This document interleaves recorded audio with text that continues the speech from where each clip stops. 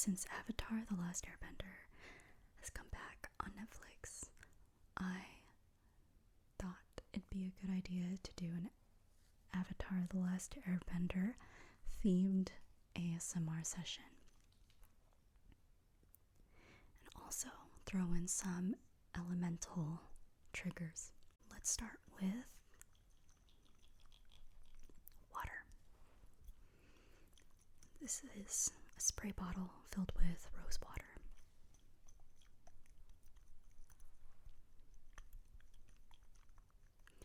So I grew up watching Avatar: The Last Airbender. Something me and my family, me and all my siblings would watch together. I have a really fond memory of pretending to waterbend whenever we would go swimming. So it's a fun little trick for you guys. If you go swimming and you do this, if you just push the water up just underneath the surface, it makes the water kind of bubble. And we would just be like, look, I'm waterbending. I thought it'd be cool if we could do some trivia, some theories, and some quotes from Uncle Iroh. So let's start with the trivia. I'm gonna be referring to my phone notes for this, so if you see me looking down, that's what I'm doing. Okay. Avatar. The word avatar is derived from a Sanskrit word which literally means those who descend. The opening title for the show, or the opening theme rather, for the show, features 4 distinct benders when they cycle through the elements. The Earthbender is Sud. It's actually a very obscure character in the show. Only shows up for, I think, 1 episode. The Waterbender is Master Paku from the Northern Water Tribe. The Firebender is Azula, who is actually featured in season 1, or rather, she's featured from the first episode in the title sequence. But she's not introduced as a character until the 2nd season, or the 2nd book, rather. And then the Airbender is actually up for debate. You can't really tell who it is. Some people say it's an older version of Aang, but based on the way he looks and the way adult Aang looks in Legend of Korra, the sequel series, he looks different, but, you know, they didn't know what Aang was going to look like as an adult yet. Well, at least they didn't, decide on that, I'm assuming. Other theories say that it's Monk Gyatso, which is Aang's airbending master. And some people say it's just a generic airbending monk. But who knows? I think it's a generic character. When you look at the face, it doesn't really look like either of them, so.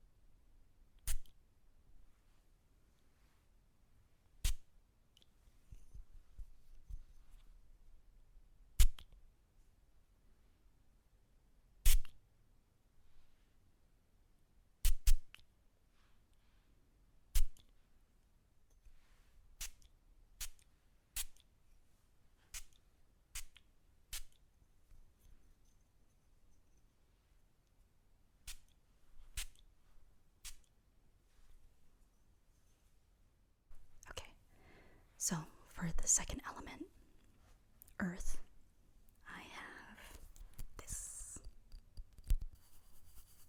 This is definitely a stone.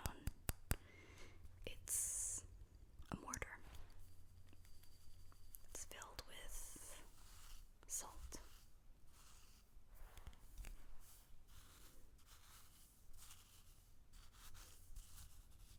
This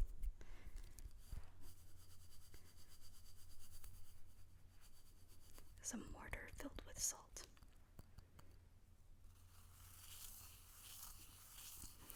So the mortar definitely counts.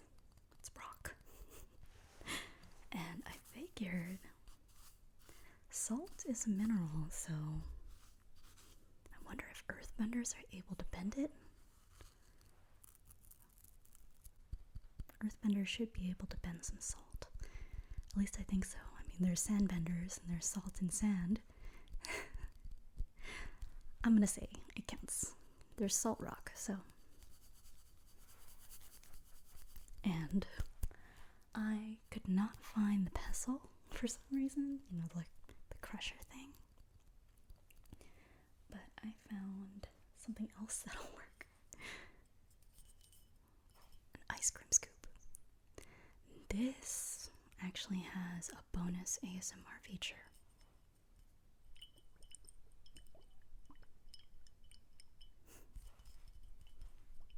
Can you hear it?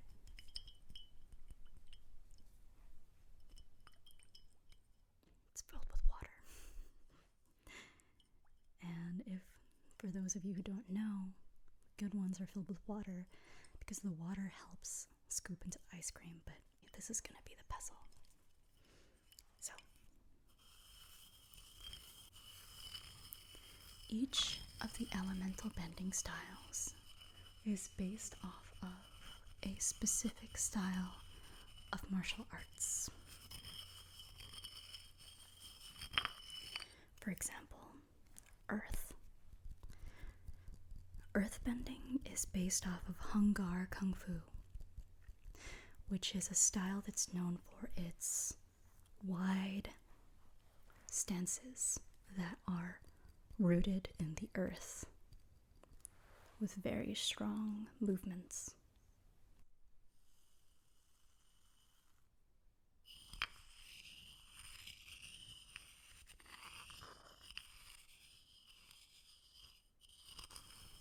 Firebending is based off of Northern Shaolin Kung Fu, which features a lot of energetic, acrobatic movements, such as flipping and high kicking.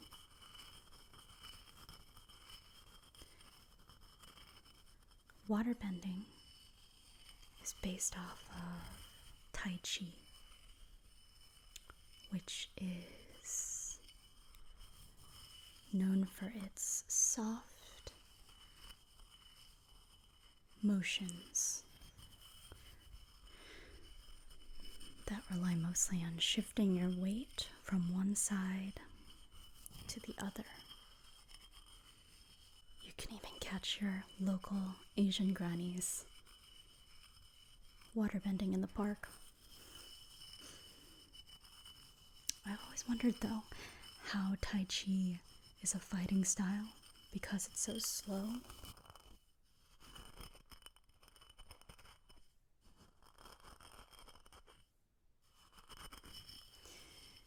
Airbending is based off of Bagua, which features a lot of circular movements and circular stepping to sidestep the enemy.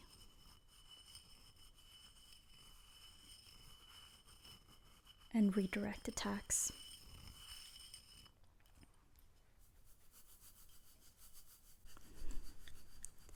I'm not sure what they're called, but the sub-bending techniques like lava bending and blood bending are based off of other styles of Kung Fu. It breaks down even more from that.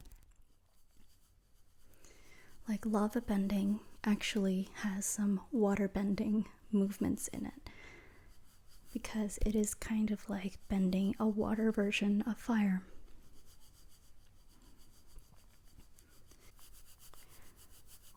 Bloodbending is actually based off of a specific style of fighting as well, which is Qin Na, which is a Chinese martial art.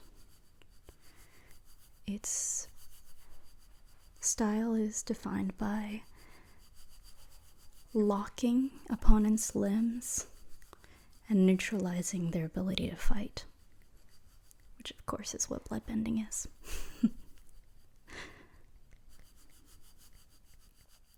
And Toph actually has her own specific style of earthbending.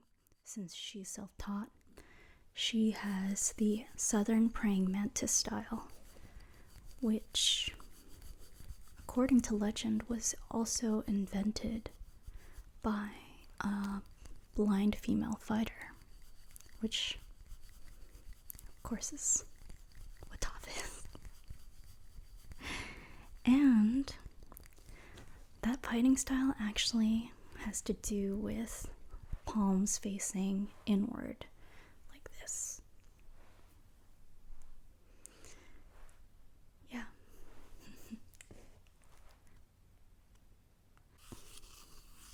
Part of the reason why they were able to incorporate so many distinct fighting styles is because the show had a fight choreographer.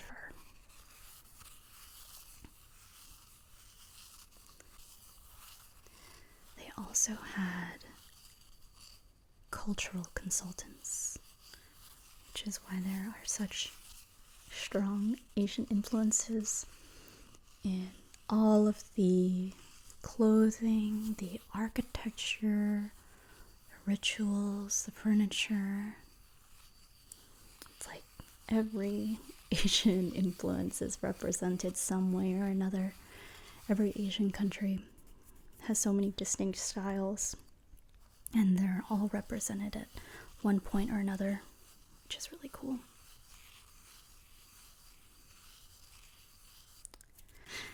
Some of the fight scenes are actual, like shot-for-shot remakes of other fight scenes that the show actually drew inspiration from. One of them being Samurai Champloo, which is another great series, and I highly recommend it if you haven't seen it before. It's ancient Japan with a hip-hop soundtrack, which is as cool as it sounds, and you should definitely watch it. I'm going to move on to the next element,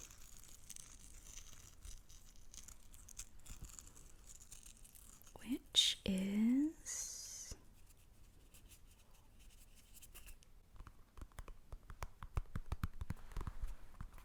this is a camera lens cleaner.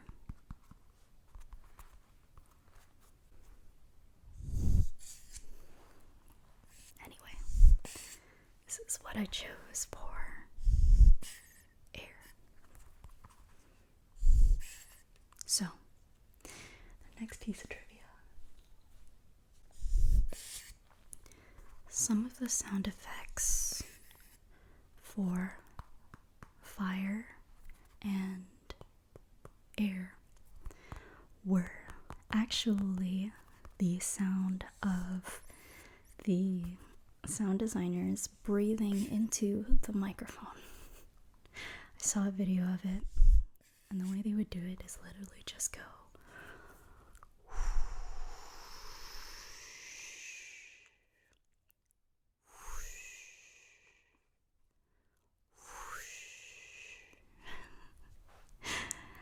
just make breathing sounds like that through a microphone and then process it a little bit through digital manipulation, editing.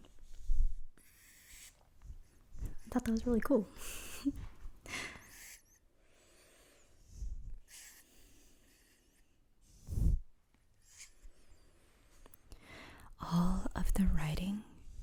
featured in the show on the posters, flyers, invitations, and signage is written in Chinese.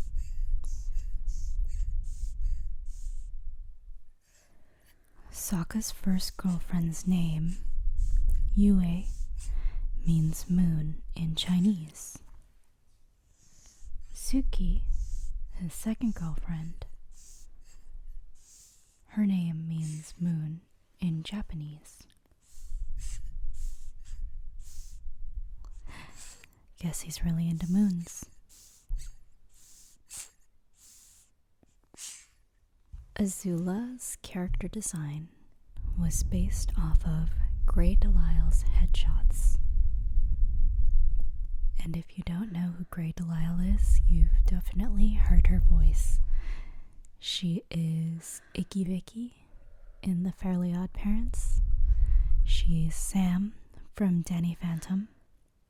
And she's Mandy from The Grim Adventures of Billy and Mandy. She's literally voiced hundreds more characters. She's an incredibly talented voice actress.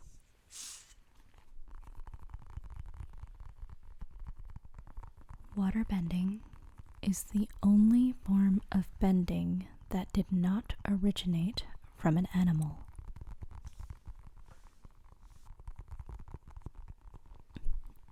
Airbending was taught by the sky bison.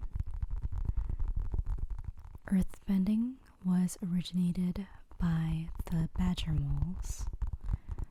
Firebending originated from the dragons.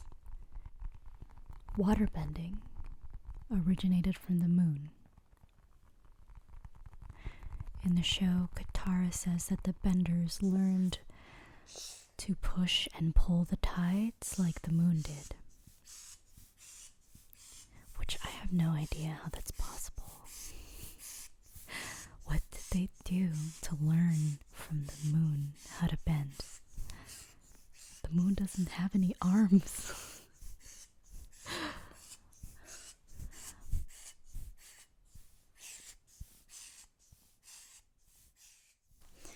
Our next element is fire.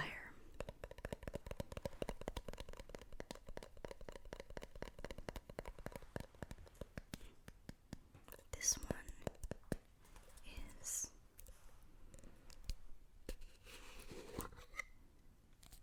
candle.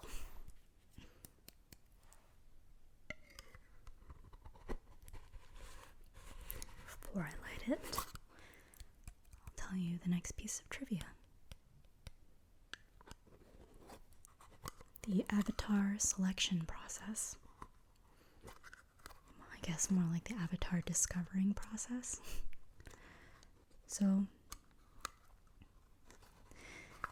Aang was found because he selected 4 specific toys out of thousands.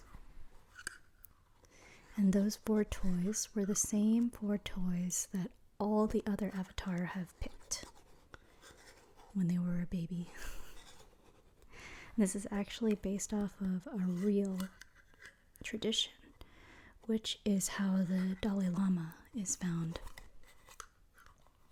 He is supposed to select specific toys that belong to previous Dalai Lamas. And next piece of trivia, sort of related to that, Monk Gyatso, Aang's airbending mentor, is named after the current Dalai Lama, whose name is Tenzin Gyatso. And of course, they ended up using Tenzin in The Legend of Korra.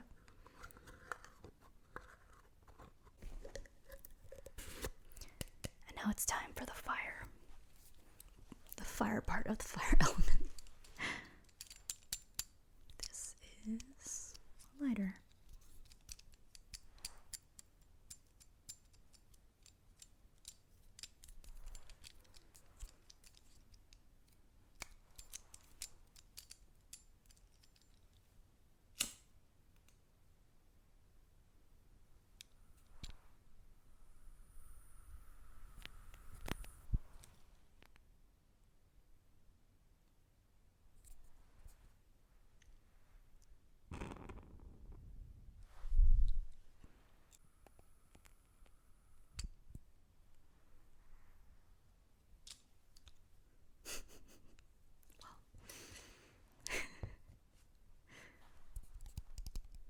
doesn't make much of a sound, but hopefully you're asleep by now anyway. So, next piece of trivia is about the Kyoshi warriors. The armor that the Kyoshi warriors wear is based off of Japanese samurai armor. And their face paint is a reference to Japanese kabuki masks.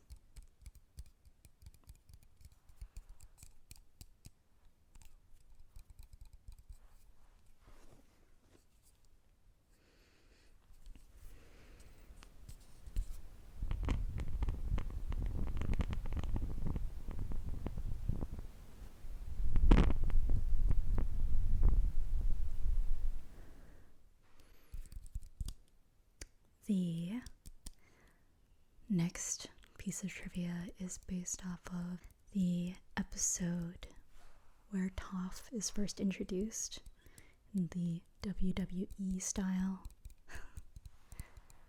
of earthbending. The boulder and the hippo characters in that episode were based off of The Rock and Andre the Giant.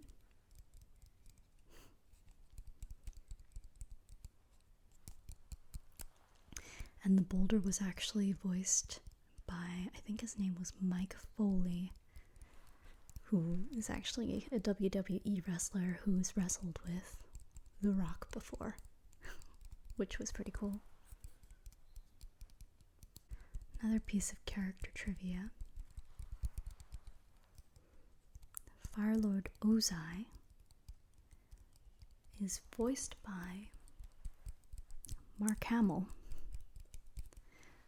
who plays Luke Skywalker in Star Wars, and the Joker in the animated Batman series. Who is the best Joker, in my opinion? Fight me. In the Ember Island Players episode, the episode where they see a theatrical play based off of their whole journey,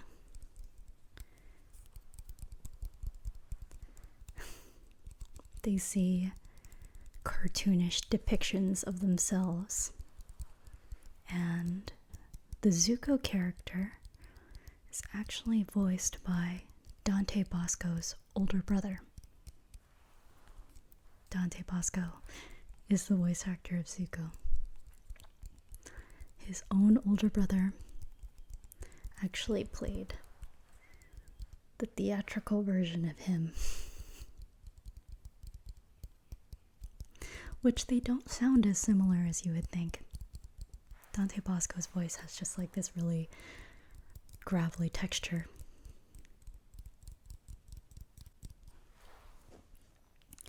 And for the last piece of trivia, I might be wrong on this because I'm going off my memory, but this part I know is true. Zuko is involved in all the Agni Kais featured in the show. This part is my memory. I'm pretty sure it's 4 Agni Kais. The first being the one where he got his scar, Zuko versus his father. The second being Zuko versus Admiral Zhao. And the third was an Agni Kai where Azula challenged Avatar Aang, but Zuko joined in and it was like a 3-way Agni Kai. And the 4th Agni Kai, of course, was the one where Zuko and Azula fought in the finale. One of the most amazing fight scenes in the show. Azula becoming unhinged is definitely one of my favorite of the story arcs in the show. Okay, so now I wanted to move on and talk about interesting theories I found about the show and just some rambling about the show in general. Only a few theories. I found there was a lot of theories, but these were the ones specifically that I thought were the most interesting. And the first one actually I wanted to talk about was bloodbending and if Toph would be able to bloodbend. Because there's iron in blood. So I've always wondered, would Toph be able to bloodbend the iron in people's blood? But maybe that's just, she could probably just concentrate all their iron to one area, which would probably kill them. I've always wanted to know different speculations on what can be bent. You know, vines can be bent because of the water. Lava can be bent, you know. What are the other things? What's everything? What's possible with bending? One theory that I found is that Sokka's sword, Sokka's meteorite sword, was sent by Yue. Which I think is kind of cute. I mean, that's nice of her. She helped him out. One theory that is a little bit boring, but I think is interesting, is that the Avatar Last Airbender world is smaller than Earth. And the reason why they say this is because all of the traveling sequences where they're going literally from country to country, all over their world, either takes, like, at the longest, a few days, or just several hours to get from country to country or city to city. And also, because they all seem to speak the same language, there doesn't seem to be evidence of other languages, unlike, you know, in Asia where there's different languages and dialects.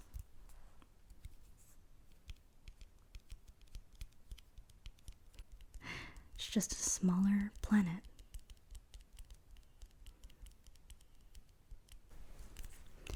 One funny theory that I found was that the Avatar The Last Airbender movie, directed by Shamalama Ding Dong,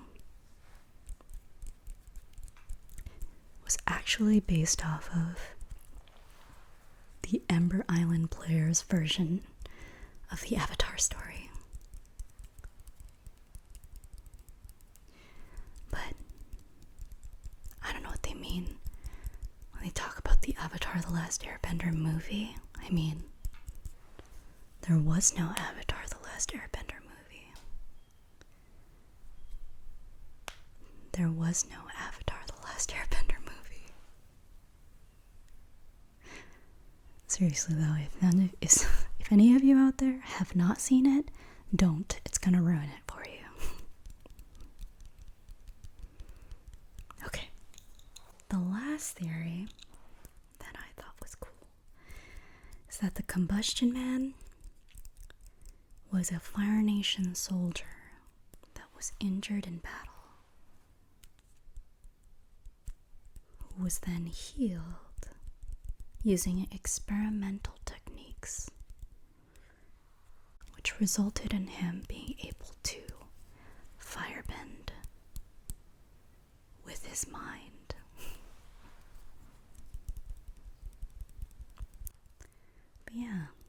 the show, they left it pretty vague, but I mean, since the show's been released, there's been tons of books and comics, so I'm sure they talk about how he got that ability. So, next one I'm going to move on to is Zen Iroh quotes. But first, let's blow out this candle.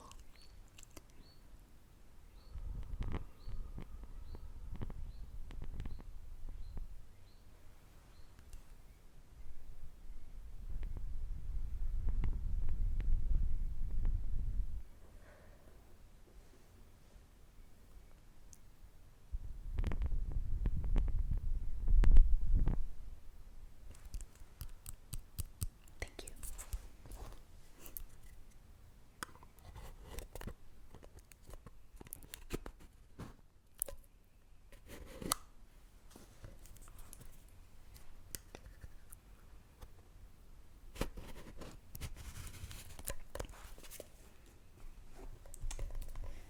So, since this last section is going to be Uncle Iroh quotes, I thought that it would be appropriate that the last trigger be tea bags. I know it's English breakfast tea. I'm pretty sure his favorite is jasmine tea, but the back, it actually says perfectly balanced tea,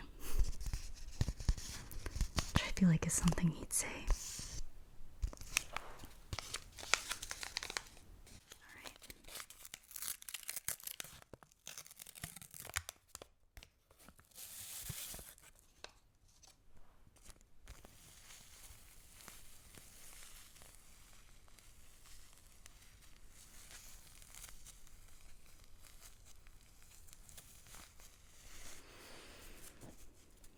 Okay, so the first Uncle Iroh quote.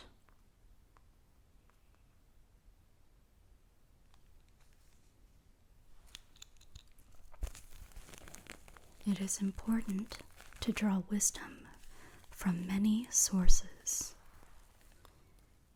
If you take it from only one place, it becomes rigid and stale.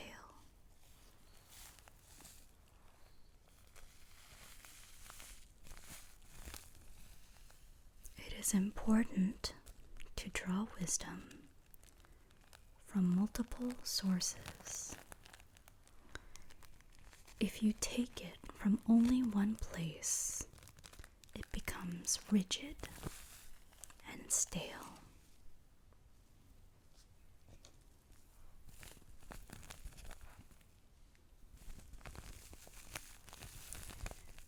You must never give in to despair. Allow yourself to slip down that road, and you surrender to your lowest instincts. In darkest times, hope is something that you give yourself. This is the meaning of inner strength.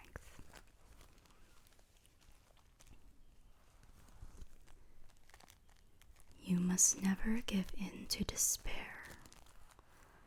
Allow yourself to slip down that road, and you surrender to your lowest instincts.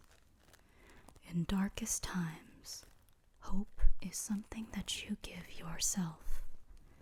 That is the meaning of inner strength. Sometimes life is like a dark tunnel. You can't always see the light at the end, but if you just keep moving, you will come to a better place. Sometimes life is like a dark tunnel. You can't always see the light at the end of the tunnel, but if you just keep moving, you will come to a better place.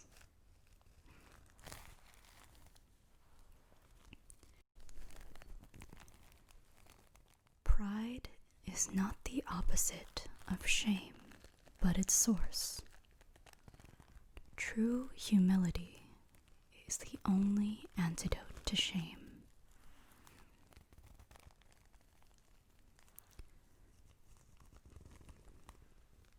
Pride is not the opposite of shame, but its source.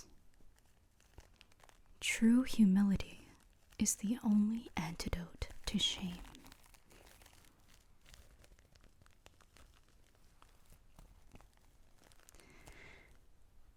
If you look for the light, you can often find it. But if you look for the dark, it is all you'll ever see.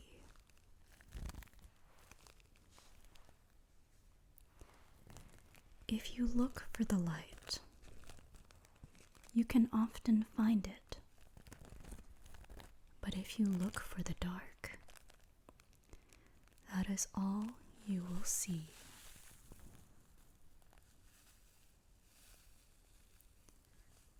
If you look for the light, you can often find it. But if you look for the dark, that is all you will see. Although it is always best to rely on oneself, a little help from others can be a great blessing. Although it is always best to believe in oneself, a little help from others can be a great blessing. Sometimes the best way to solve your own problems is to help someone else with theirs.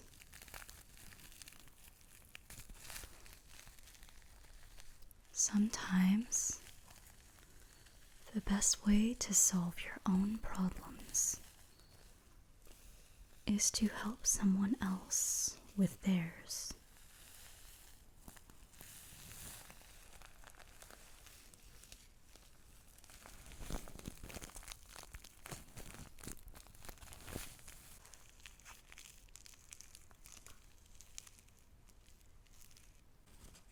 Pride is not the opposite of shame, but its source. True humility is the only antidote to shame. Pride is not the opposite of shame, but its source. True humility is the only antidote to shame.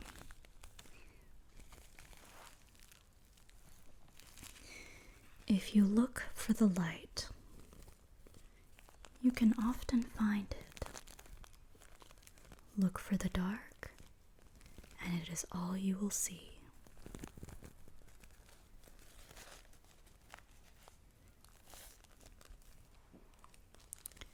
If you look for the light, you can often find it. But if you look for the dark, that is all you will see. Sometimes life is like a dark tunnel. You can't always see the light at the end of the tunnel, but if you just keep moving, you will come to a better place.